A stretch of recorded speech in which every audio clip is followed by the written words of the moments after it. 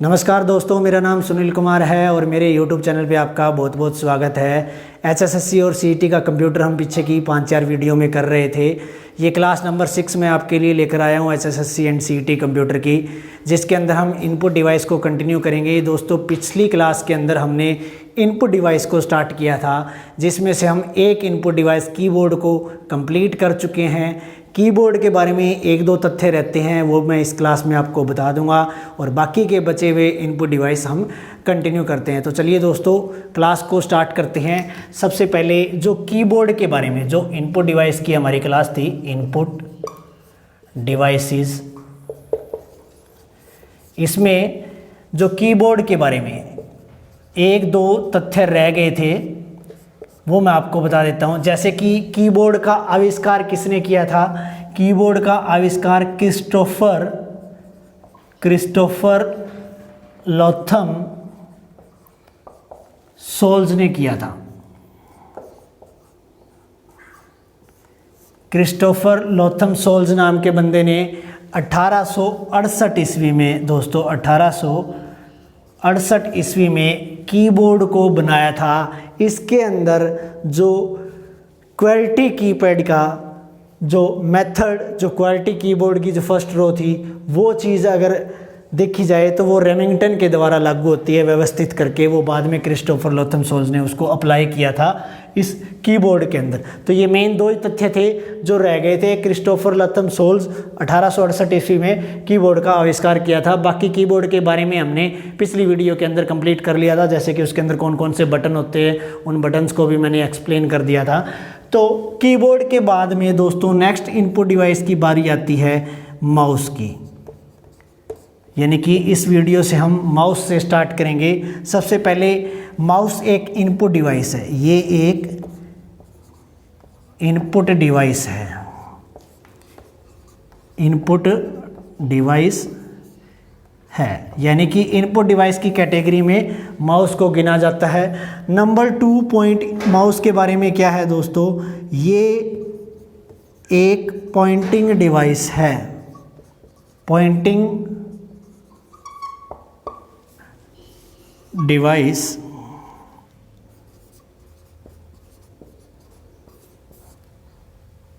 है,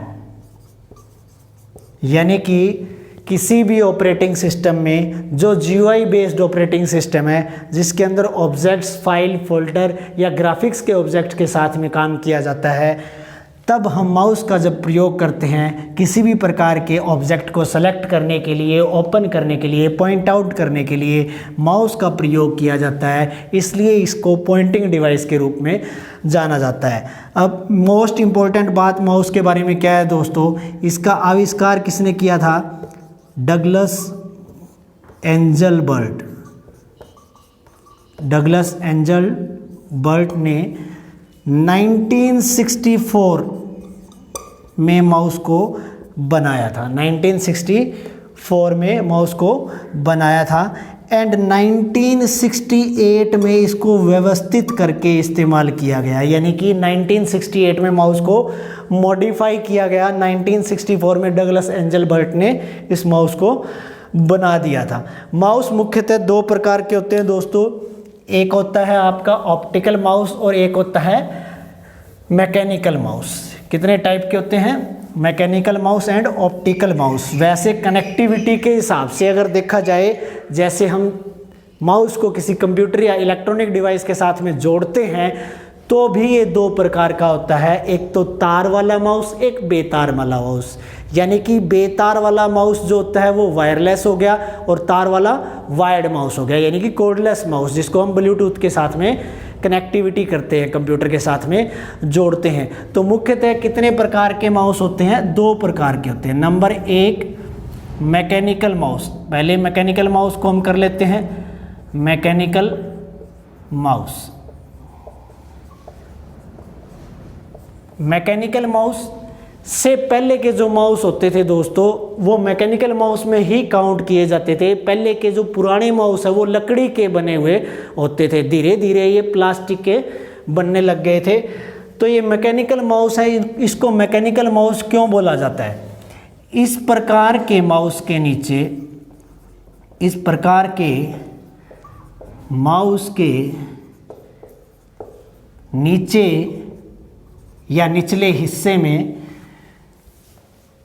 एक गोलाकार बॉल लगी हुई होती है।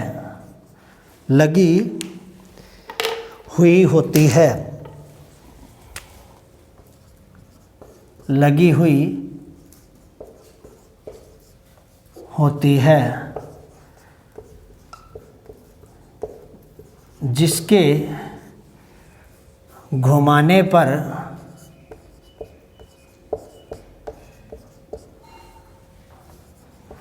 माउस का पॉइंटर भी कंप्यूटर की स्क्रीन पर घूमता हुआ नज़र आता है। स्क्रीन पर घूमता हुआ नज़र आता है। इसलिए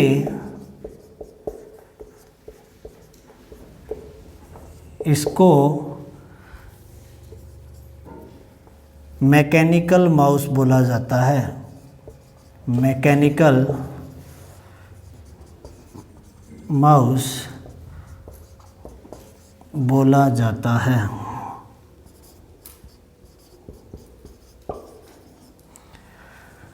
यानी कि मैकेनिकल माउस वो माउस होता है दोस्तों जिसके सरफेस एरिया में नीचे के हिस्से में एक गोलाकार बॉल लगी हुई होती है। जब हम किसी कपड़े पे या किसी सरफेस एरिया पे माउस को रख करके, जो कि मैकेनिकल माउस है, अगर उसको लेफ़्ट राइट टॉप बॉटम किसी भी एरिया में घुमाते हैं, यानी कि उस माउस के घुमाने पे वो नीचे की जो लगी हुई बॉल है वो भी मूव करती है, घूमती है। तो वो क्या करती है, जो कंप्यूटर की स्क्रीन के ऊपर माउस का जो एरो दिखता है या जो पॉइंटर दिखता है, उस पॉइंटर को भी घुमाने का काम करती है। वो माउस की जो पॉइंटर होती है या कर्सर जो होता है, जिसको हम बोलते हैं, जो वर्टिकल लाइन तो होती है, किसी एप्लीकेशन में काम करते हैं, इसको तो माउस का कर्सर बोला जाता है भाई। और ये जो एरो होता है इसको हम पॉइंटर बोलते हैं, जो कि माउस का पॉइंटर होते हैं। माउस का पॉइंटर इसको बोला जाएगा, कर्सर इसको वर्टिकल लाइन को बोला जाएगा। तो माउस का पॉइंटर या कर्सर घूमता हुआ कब नज़र आएगा कंप्यूटर की स्क्रीन पे, जब हम, चाहे ऑप्टिकल माउस हो चाहे मैकेनिकल माउस हो, दोनों केस में घूमेगा ही। बट मैकेनिकल माउस के केस में जो वो गोलाकार बॉल लगी हुई होगी, वो सरफेस एरिया पे लगने की वजह से जब हम माउस को मूव करेंगे तो वो घूमेगी तो कंप्यूटर की स्क्रीन पे माउस के पॉइंटर या कर्सर को घुमाने का काम करेगी। तो इसलिए इसको मैकेनिकल माउस बोला जाता है। अब मैकेनिकल माउस जो होता है ये पहले पुराने यूज किए जाते थे। अब के ज़माने में लगभग 99.9% ऑप्टिकल माउस का हर एक कंप्यूटर के साथ में इस्तेमाल किया जाता है। आज से 5-7 साल पहले मैकेनिकल माउस का ज़्यादा इस्तेमाल होता था। अब ज़्यादातर मैकेनिकल माउस का इस्तेमाल नहीं होता है, ऑप्टिकल माउस का इस्तेमाल होता है। तो माउस का जो दूसरा प्रकार है, सेकंड टाइप है, उसको हम ऑप्टिकल माउस कहते हैं। अब ये ऑप्टिकल माउस क्या होता है, इस प्रकार के माउस के नीचे, इस प्रकार के माउस के नीचे या निचले हिस्से में नीचे प्रकाशीय किरणों या फिर हम कह सकते हैं इंग्लिश में लाइट बीम का इस्तेमाल किया जाता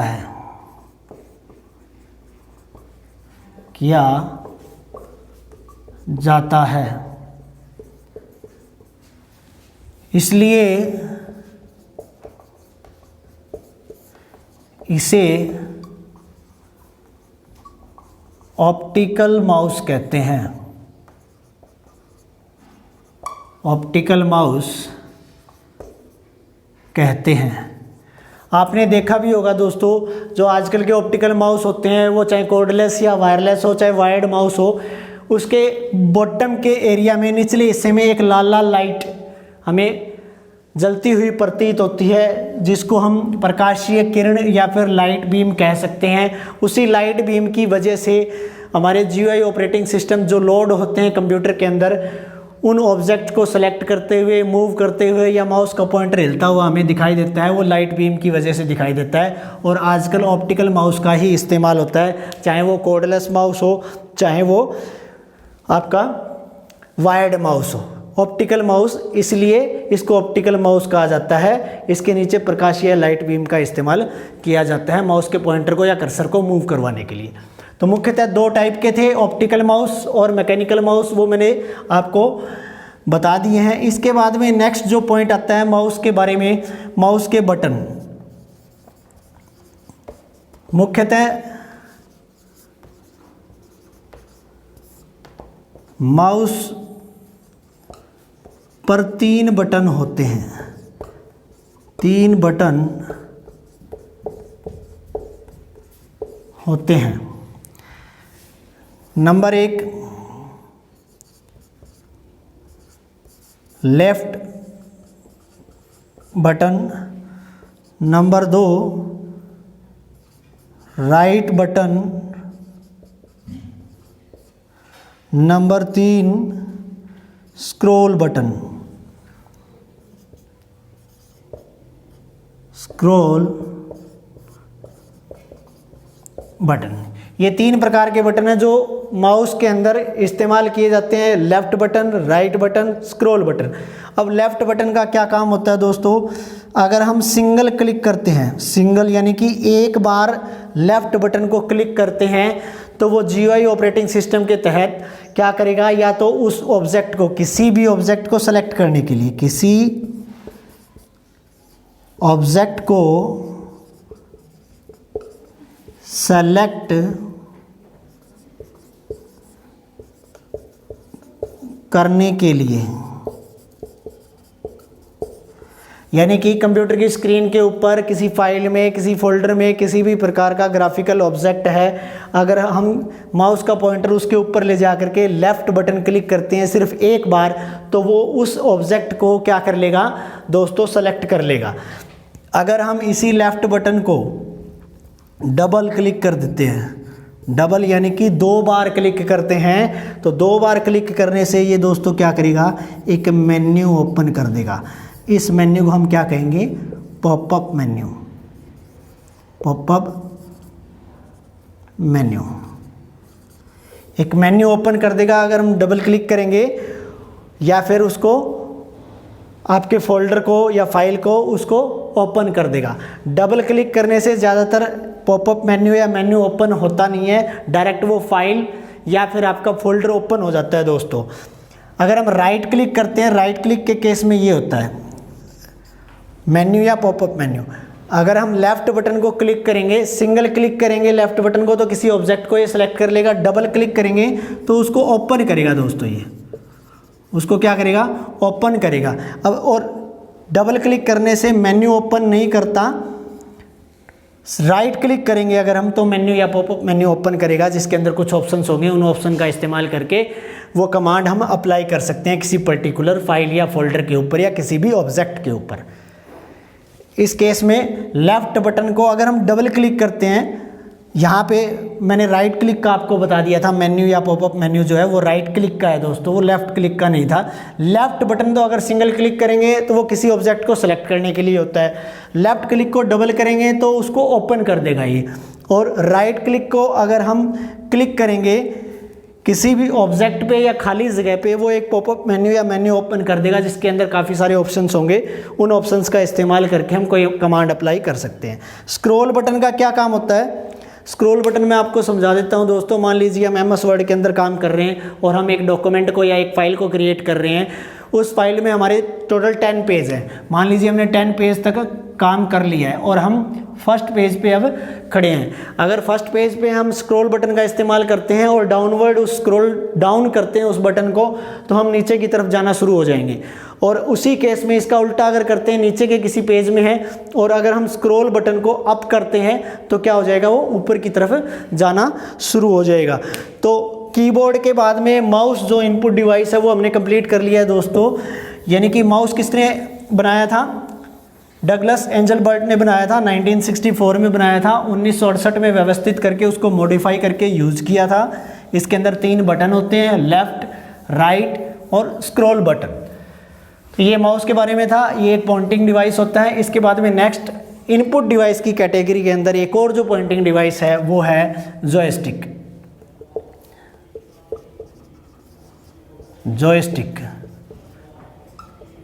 जॉयस्टिक ये भी एक इनपुट डिवाइस होता है और माउस के बाद में इसको भी पॉइंटिंग डिवाइस के रूप में जाना जाता है।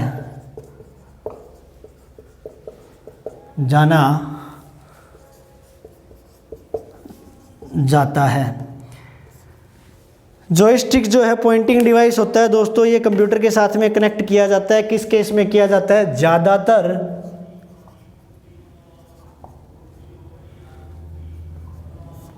ज़्यादातर इसको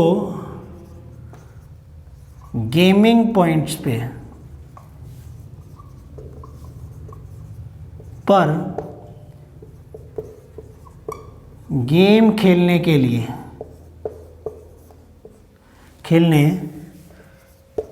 लिए इस्तेमाल या प्रयोग किया जाता है, इस्तेमाल में लिया जाता है। जॉयस्टिक क्या कर सकता है? किसी भी ऑब्जेक्ट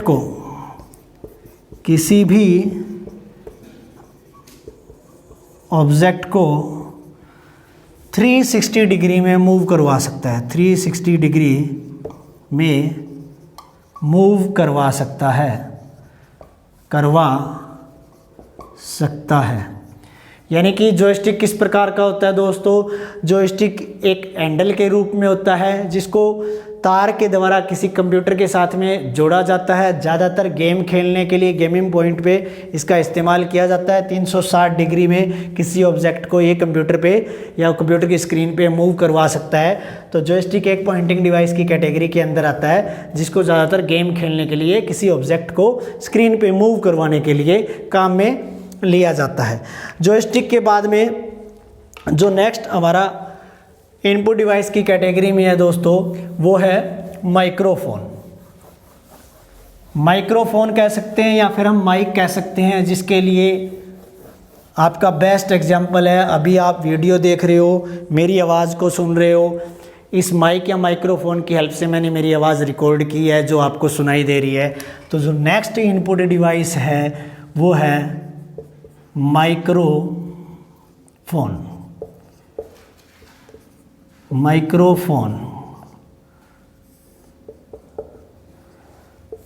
यानी कि सिंपल सी डेफिनेशन है इसकी, इस इनपुट डिवाइस की हेल्प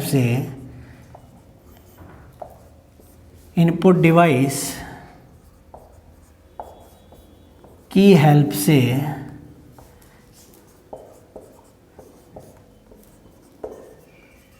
हम अपनी आवाज़ को डिजिटल ऑडियो के रूप में रिकॉर्ड करके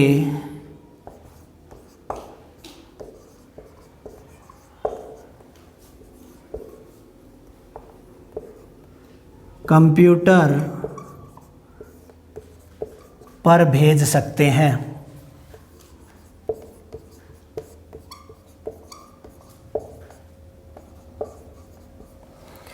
माइक्रोफोन भी कई टाइप में आते हैं। वायरलेस ब्लूटूथ माइक्रोफोन भी आता है, ब्लूटूथ के साथ कनेक्टिविटी करके बोल सकते हैं। स्टैंडिंग माइक भी आता है, और जैसे कि ये माइक मैंने कॉलर माइक या लैपल माइक जिसको बोलते हैं ये लगा रखा है, इस प्रकार का माइक भी आता है। तो माइक्रोफोन काफ़ी टाइप में आते हैं, अलग अलग भौतिक रूप होता है इनका, फिजिकल रूप होता है। सीधी सी बात में नहीं है, ये हमें अपनी आवाज़ रिकॉर्ड करके देते हैं डिजिटल ऑडियो के रूप में, और डिजिटल ऑडियो के रूप में इस आवाज़ को रिकॉर्ड करके हम हमारे कंप्यूटर के अंदर भेज सकते हैं और उस ऑडियो का इस्तेमाल कर सकते हैं। जैसे कि अभी आप वीडियो देख रहे हो, मेरी आवाज़ सुन रहे हो, तो ये वाली चीज़ भी क्या है, माइक्रोफोन से रिकॉर्ड की गई एक डिजिटल ऑडियो है, MP3 के रूप में है, या फिर MP4 वीडियो आप देख रहे हो, उस वीडियो के अंदर मेरी आवाज़ आप सुन पा रहे हो। तो माइक्रोफोन इनपुट डिवाइस की कैटेगरी में आता है, क्योंकि ये हमारी आवाज़ को रिकॉर्ड करके कंप्यूटर के अंदर भेज रहा है। और इनपुट डिवाइस की हमने डेफिनेशन शुरुआत में पिछली वीडियो में जब इनपुट डिवाइस की क्लास शुरू की थी तो दोस्तों हमने पढ़ी थी कि इनपुट डिवाइस वो डिवाइस होते हैं जो किसी भी प्रकार के निर्देश या फिर डेटा को कंप्यूटर के पास भेजने में हमारी हेल्प करते हैं। तो माइक भी वही काम कर रहा है, आवाज़ को रिकॉर्ड कर रहा है, कंप्यूटर के पास भेज रहा है। तो माइक्रोफोन के बाद में अगला जो इनपुट डिवाइस है वो है OCR यानी कि ऑप्टिकल कैरेक्टर रिकॉग्निशन या फिर रीडर। इसकी फुल फॉर्म क्या है दोस्तों? ऑप्टिकल कैरेक्टर रिकॉग्निशन या फिर रीडर। अच्छा, ये रिकॉग्निशन और रीडर के अंदर आपको मैं फ़र्क बता देता हूं दोस्तों। तो जो रिकॉग्निशन है आपका, रिकॉग्निशन पहले काउंट किया जाएगा। अगर आपसे OCR की या फिर कंप्यूटर के अंदर किसी भी प्रकार की फुल फॉर्म पूछ ली जाए, जिस शब्द को प्राथमिकता दी जाती है अकॉर्डिंग टू ऑफिशियल डेटा, उसी शब्द को आपको पहले देनी है। अगर OCR की फुल फॉर्म के बारे में आपको एग्जाम के अंदर पूछ लिया जाए तो आपको प्रेफरेंस देनी है दोस्तों ऑप्टिकल कैरेक्टर रिकॉग्निशन को, अगर ऑप्शन में रिकॉग्निशन है। इन केस रिकॉग्निशन नहीं है, रीडर दिया हुआ है, तो आप रीडर को प्रेफरेंस दोगे फिर, क्योंकि पहले रिकॉग्निशन। इसकी दोनों ये full form optical character recognition भी है, ऑप्टिकल कैरेक्टर रीडर भी है, बट रिकॉग्निशन की प्रेफरेंस पहले है, रीडर की बाद में है। ठीक दोनों ही रहेगी। अगर दोनों ऑप्शन हैं एग्जाम के अंदर, क्वेश्चन के अंदर, तो पहले आपको रिकॉग्निशन वाला सेलेक्ट करना है, बाद में रीडर वाला होगा। तो ये OCR क्या है? ये भी एक इनपुट डिवाइस है। इस इनपुट डिवाइस के अंदर या इस इनपुट डिवाइस की हेल्प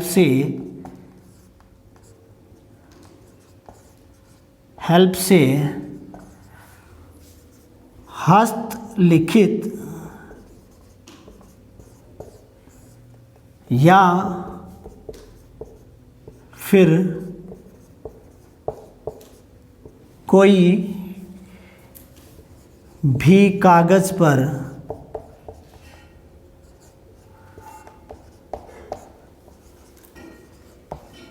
लिखे हुए शब्दों को पढ़कर या स्कैन करके, पढ़कर या फिर स्कैन करके कंप्यूटर में डाला जाता है,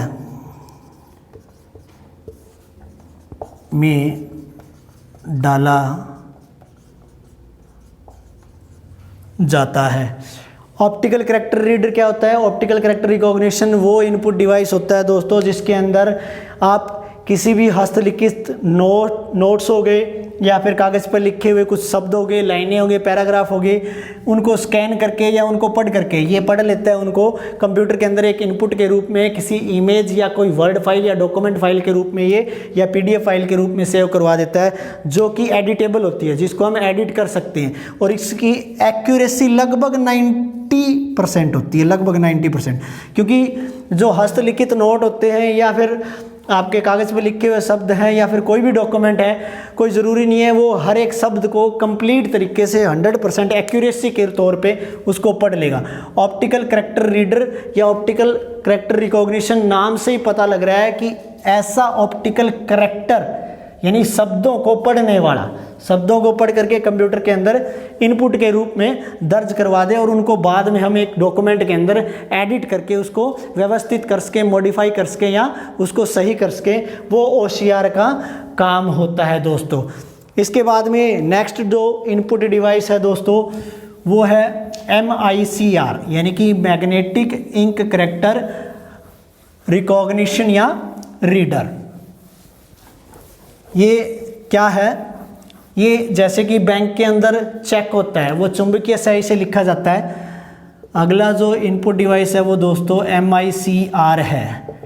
इसकी फुल फॉर्म होती है मैग्नेटिक इंक करैक्टर रिकॉग्निशन या फिर रीडर। सेम OCR के केस में जैसा था वैसे ही MICR के केस में रहेगा दोस्तों। मैग्नेटिक इंक करैक्टर रिकॉग्निशन को हम प्रेफरेंस देंगे, रीडर को बाद में प्रेफरेंस देंगे। अगर क्वेश्चन के अंदर एग्जाम के अंदर पूछ लिया जाता है कि MICR की फुल फॉर्म क्या है तो हम पहले मैग्नेटिक इंक करैक्टर रिकॉग्निशन को देखेंगे।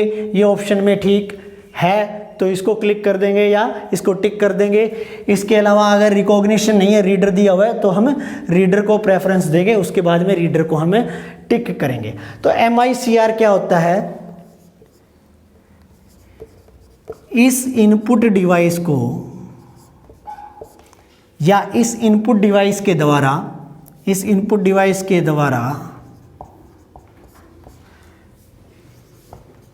बैंकों में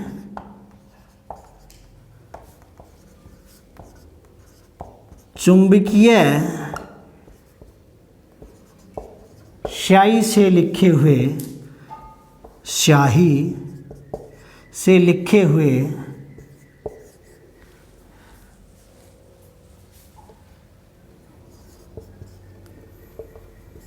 शब्दों को पढ़ने का काम किया जाता है। इस इनपुट डिवाइस के द्वारा बैंकों में चुंबकीय स्याही से लिखे हुए शब्दों को पढ़ने का काम किया जाता है और ये शब्द या अंक,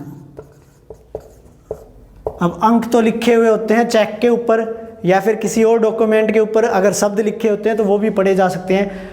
ये शब्द या अंक हम किसी भी बैंक के चेक पर देख सकते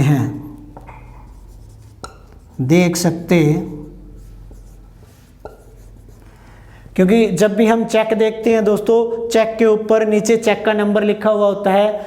उस चेक का नंबर जो होता है वो चेक का नंबर चुंबकीय स्याही से लिखा होता है, मैग्नेटिक इंक से लिखा हुआ होता है और उस मैग्नेटिक इंक से लिखे हुए अंकों को या शब्दों को पढ़ने का काम MICR एक मैग्नेटिक इंक करैक्टर रीडर या इंक करैक्टर रिकॉग्निशन नाम का डिवाइस होता है, जो इनपुट डिवाइस होता है, जो कि चेक के उस चुंबकीय स्याही से उसको देख करके पढ़ लेता है और पढ़ने के बाद में सारी डिटेल कंप्यूटर को इनपुट के रूप में दर्ज करवा देता है। इसलिए MICR का इस्तेमाल किया जाता है बैंकों के अंदर चेक को पढ़ने के लिए।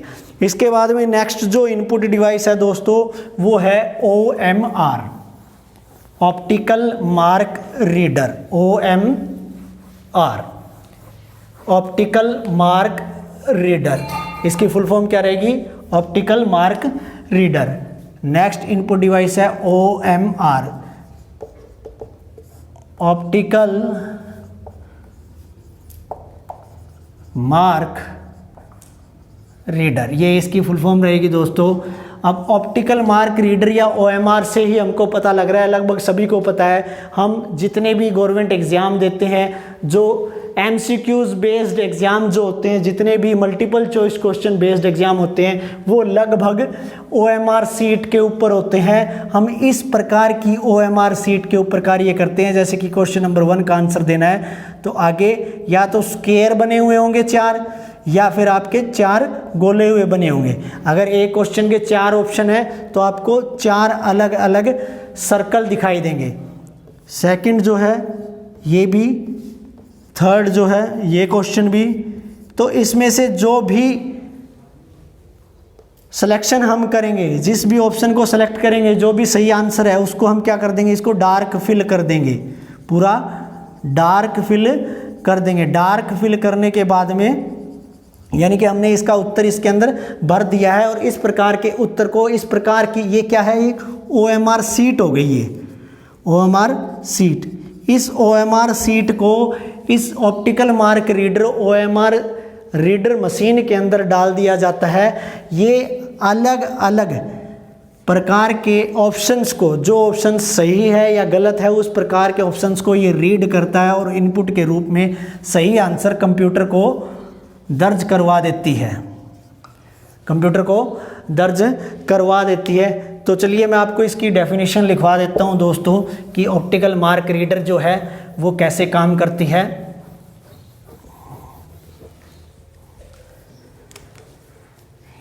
इस इनपुट डिवाइस की हेल्प से,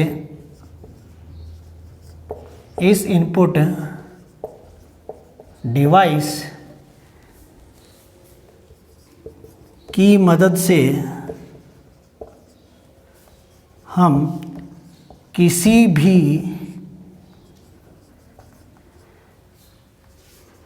मल्टीपल चॉइस क्वेश्चंस वाले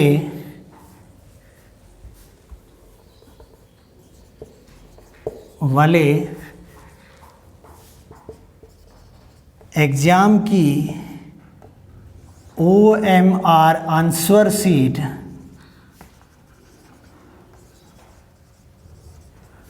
सीट के उत्तर पढ़कर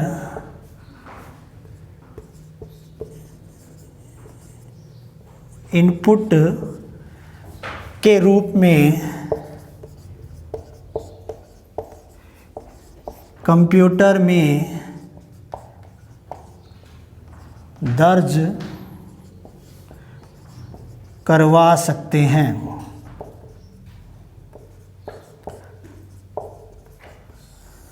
ये इसकी डेफिनेशन रहेगी दोस्तों ऑप्टिकल मार्क रीडर की, जो कि OMR सीट में मल्टीपल चॉइस क्वेश्चन के एग्ज़ाम को पढ़ने के काम में लिया जाता है। तो हमने काफ़ी सारे इनपुट डिवाइसेस के बारे में इस क्लास में सीखने की कोशिश की है दोस्तों, जैसे कि OMR, MICR, OCR, microphone, mouse, keyboard के बारे में हम पिछली क्लास में पढ़ ही चुके हैं। तो और भी काफ़ी सारे 2, 4, 5, 7 जितने भी इनपुट डिवाइसेस रहते हैं वो मैं आपको नेक्स्ट वीडियो के अंदर कंप्लीट करवा दूंगा दोस्तों। इस वीडियो के अंदर इतने ही इनपुट डिवाइसेस के बारे में हम सीखेंगे। होप सो लगता है आपको क्लास अच्छी लगी होगी, अच्छे से इनपुट डिवाइस के बारे में समझ में आया होगा दोस्तों। आगे के लिए मेरे चैनल से जुड़ने के लिए प्लीज़ मेरे चैनल को सब्सक्राइब करें। इस वीडियो को ज़्यादा से ज़्यादा लाइक और शेयर कीजिए अपने दोस्तों के साथ में, ताकि और भी अच्छे स्टूडेंट इस प्रकार की फ्री क्लास का लाभ उठा सकें दोस्तों। Thanks for watching the video. मिलते हैं आपको नई वीडियो के अंदर।